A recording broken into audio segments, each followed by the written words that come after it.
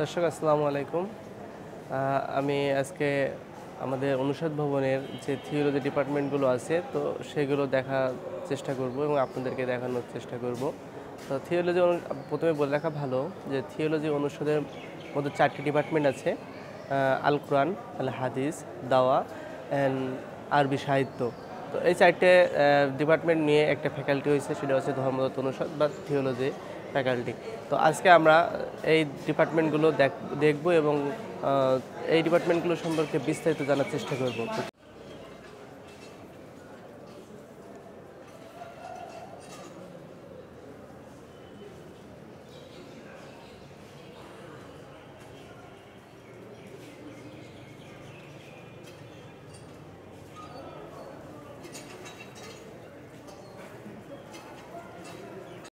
দর্শক, আমরা এখন আল কোরআন ডিপার্টমেন্টের সামনে চলে এসেছি। তো আল কোরআন ডিপার্টমেন্টের পূর্ণ নাম হচ্ছে আল কোরআন অ্যান্ড ইসলামিক স্টাডিজ। তো এই ডিপার্টমেন্টটা এখন আমরা দেখবো। এটা হচ্ছে অনুষদ ভবনের 2য় তলাতে অবস্থিত।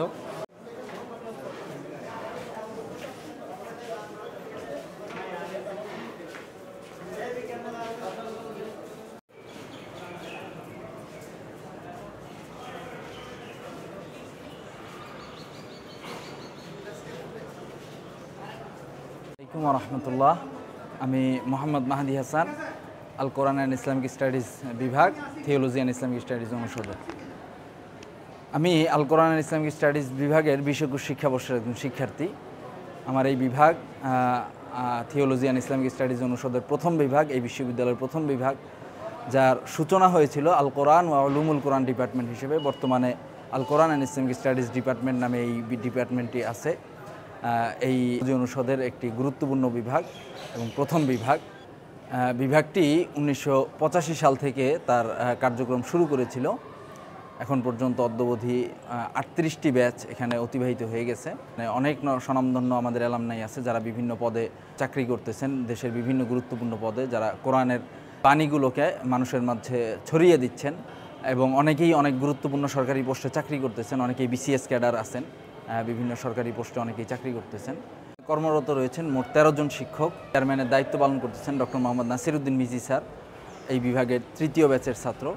এছাড়াও আরও শিক্ষক হিসেবে আছেন doctor AFM Akbar Hossain sir, doctor ABM Faruk sir, doctor Saiful Islam Siddiqui sir, doctor ANM Ershadullah sir, doctor Lokman Hossain sir, ABM Siddiqur Rahman Ashrafi sir, doctor Jalaluddin sir, doctor Aminul Islam sir, doctor Zakir Hossain sir, doctor Sheikh ABM Zakir Hossain sir, doctor Khan Mohammad Ilyas sir, doctor AKM Rasheduzzaman sir এই বিভাগে দায়িত্বরত আছেন।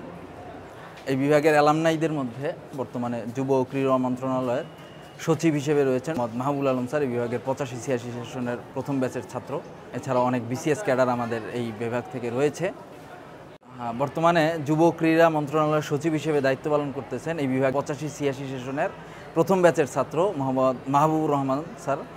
এছাড়াও 3য় ব্যাচের একজন অতিরিক্ত সচিব রয়েছেন আবদুল্লাহ হক্কানি, 87-88 সেশন 3য় ব্যাচের। এছাড়াও ওই বিভাগের কৃতি শিক্ষার্থীদের মধ্যে রয়েছেন মুফতি আমির হামজা, মুফতি মাহফুজুর রহমান, এছাড়াও আরও অনেকেই রয়েছেন। আমি মোহাম্মদ শামীম, আল কোরআন অ্যান্ড ইসলামিক স্টাডিজ বিভাগ 2020-21 শিক্ষাবর্ষ। আমার জেলা হচ্ছে ভোলা চরপেশন উপজেলা। আসসালামু আলাইকুম, আমি মোহাম্মদ ইয়াহিয়া ইসলাম, বিভাগ আল কোরআন অ্যান্ড ইসলামিক স্টাডিজ, শিক্ষাবর্ষ 2021-22। আমার বাসা হচ্ছে কুড়িগ্রাম। আমার ব্যাচ 36তম ব্যাচ।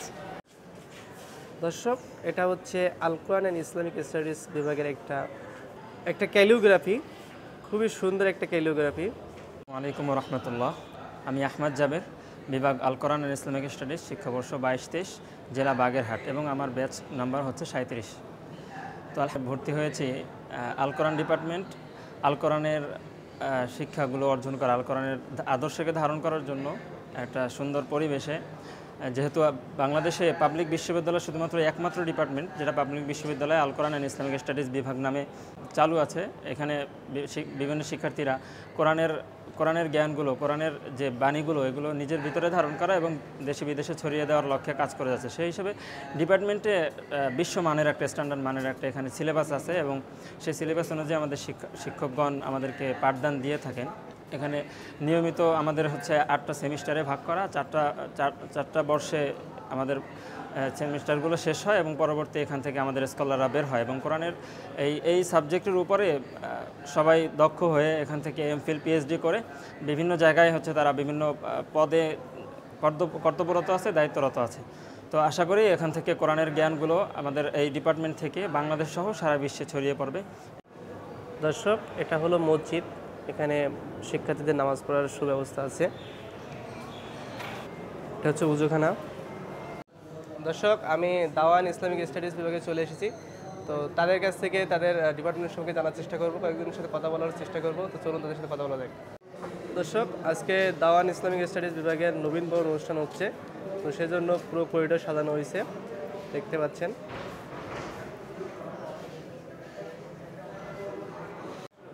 আসসালামু আলাইকুম রহমতুল্লাহ। আমি মোসাব্বির আহমেদ, পড়াশোনা করছি ইসলামী বিশ্ববিদ্যালয়ের দাওয়া অ্যান্ড ইসলামিক স্টাডিজ বিভাগে, চতুর্থ বর্ষে 2020-21 সেশনে। আমার বাসা সুনামগঞ্জ। দাওয়া অ্যান্ড ইসলামিক স্টাডিজ বিভাগ হচ্ছে ইসলামী বিশ্ববিদ্যালয়ের প্রতিষ্ঠাকালীন একটি বিভাগ। এই বিভাগে সেই শুরু থেকে নিয়ে সুনামের সাথে এখনও পর্যন্ত তাদের কার্যক্রম চালিয়ে যাচ্ছে। আমাদের বিভাগে 15 জন আমাদের ওস্তাদ রয়েছেন।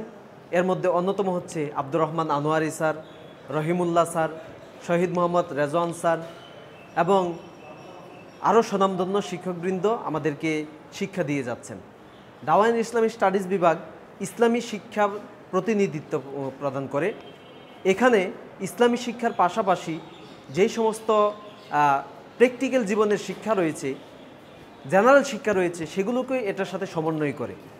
আমাদের এই দাওয়া অ্যান্ড ইসলামিক স্টাডিজ বিভাগ থেকে পড়াশোনা করে ধর্মীয় বিষয় জানার পাশাপাশি সামাজিক যেই সমস্ত জ্ঞান রয়েছে সেগুলোকে সমন্বয় সাধন করে থাকে। আমাদের এখান থেকে পড়াশোনা করে মাদ্রাসায় যেমনিভাবে চাকরি করতে পারতেছে, ঠিক একইভাবে জেনারেল সাবজেক্টের উপরেও তারা তাদের প্রতিনিধিত্ব করতে পারতেছে। এবং দাওয়া অ্যান্ড ইসলামিক স্টাডিজ বিভাগের শিক্ষার্থীবৃন্দ সারা বাংলাদেশে ইসলামী দাওয়াকে ছড়িয়ে দেওয়ার জন্য কাজ করে যাচ্ছে। এই দাওয়া অ্যান্ড ইসলামিক স্টাডিজ বিভাগ হতে পারে প্রতিটি ছাত্রের জন্য তাদের স্বপ্নের একটি বিভাগ এবং একটি অন্যতম বিভাগ, যেটা তাকে যোগ্য হিসেবে গড়ে তোলার জন্য, আদর্শ নাগরিক এবং সচেতন নাগরিক হিসেবে গড়ে তোলার জন্য সহযোগিতা করবে। আসসালামু আলাইকুম। আমি সাইফুদ্দিন সিদ্দিক, বিভাগ দাওয়া অ্যান্ড ইসলামিক স্টাডিজ, শিক্ষাবর্ষ 2022-23। আমি আসছি সাতক্ষীরা থেকে। আসসালামু আলাইকুম। আমি মোহাম্মদ আবদুল্লাহ আল মামুন, বিভাগ দাওয়া অ্যান্ড ইসলামিক স্টাডিজ, শিক্ষাবর্ষ 2022-23, জেলা বগুড়া। আসসালামু আলাইকুম। আমি মানসুর আহমেদ, বিভাগ দাওয়া অ্যান্ড ইসলামিক স্টাডিজ, শিক্ষাবর্ষ 2022-23। আমি আসছি সুনামগঞ্জ থেকে। আসসালামু আলাইকুম রহমতুল্লাহ। আমি মোহাম্মদ আবদুল্লাহ, পড়াশোনা করছি বিভাগ দাওয়া অ্যান্ড ইসলামিক স্টাডিজ, শিক্ষাবর্ষ 2022-23। আমার বাসা হচ্ছে গোপালগঞ্জ। আমি পড়াশোনা করছি ইসলামী বিশ্ববিদ্যালয়ে। তো ইসলামী বিশ্ববিদ্যালয়ে সর্বপ্রথম যে ডিপার্টমেন্টটা প্রতিষ্ঠিত হয়েছিল সেটা হচ্ছে দাওয়া অ্যান্ড ইসলামিক স্টাডিজ বিভাগ।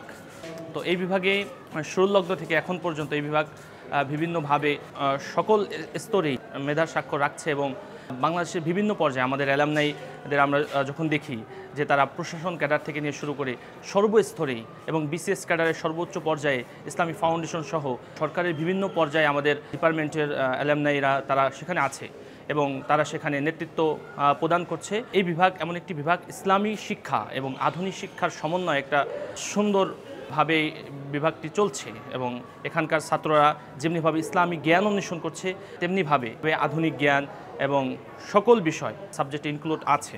এবং ইসলামী বিশ্ববিদ্যালয় অনেকেই বাংলাদেশে একটি মাত্রই বিশ্ববিদ্যালয় যেখানে থিওলজি অনুষদ আছে।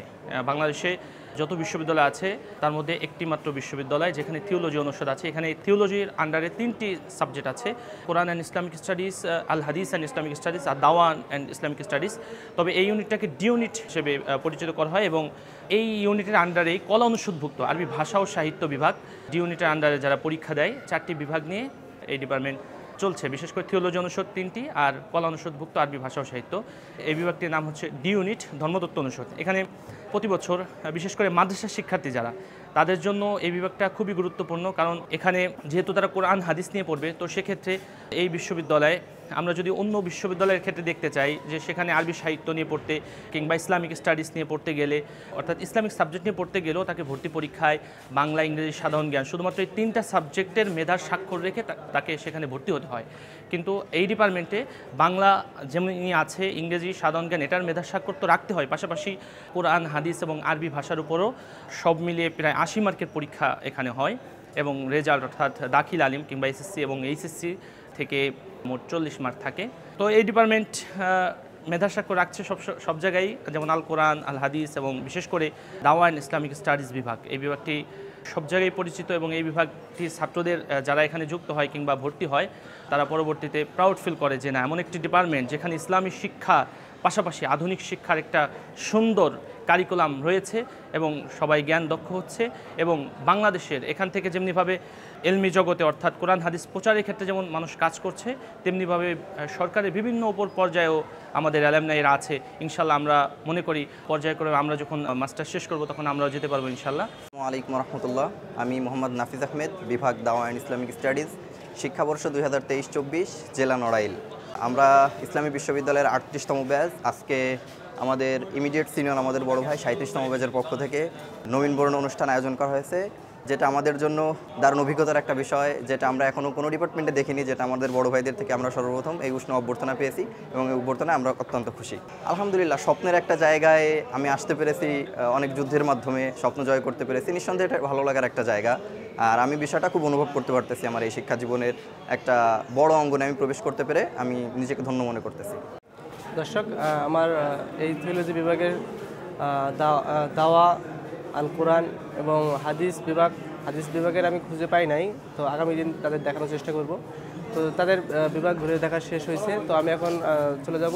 আপনাদের যখন চ্যানেলে নতুন হয়ে থাকেন এবং সাবস্ক্রাইব না করে থাকেন অবশ্যই সাবস্ক্রাইব করে ফেলবেন। ধন্যবাদ। আসসালামু আলাইকুম।